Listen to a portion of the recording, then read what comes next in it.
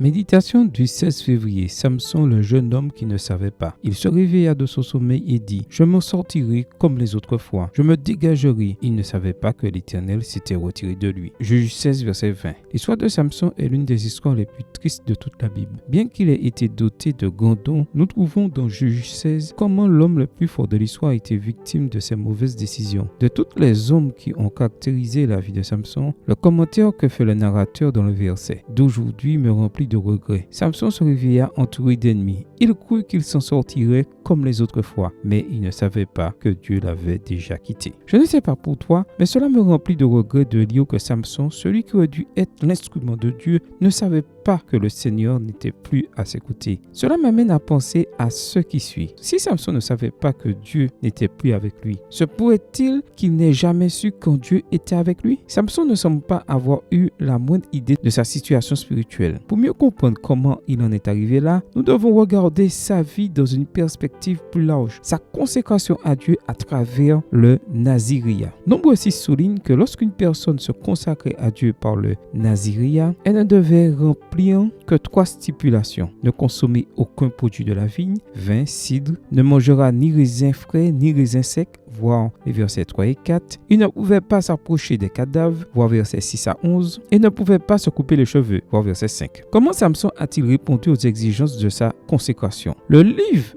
de Juge souligne qu'à plusieurs reprises, il se trouvait dans les vignes et les lieux de culture du raisin. Voir Juge 14, verset 5, Juge 15, verset 5, Juge 16, verset 4. On le voit également entouré de cadavres humains et d'animaux. Voir Juge 14, verset 8 et 9 et verset 19 et Juge 15, verset 15. La seule chose qui le reliait encore à Dieu était ses tresses. Samson ressemblait à un Nazirien, mais tout son corps était une coquille creuse. Et lorsque ses cheveux tombaient au sol, il n'était absolument pas protégé et il ne s'en rendait même pas compte. Son histoire me rappelle que la chose la plus importante dans la vie n'est pas l'apparence que je projette ou le fait de répondre aux exigences extérieures de la religion. La chose la plus importante dans la vie est de connaître Dieu et de développer une relation sincère et étroite avec lui. Amen. Bonne journée à toi et que le Seigneur te bénisse.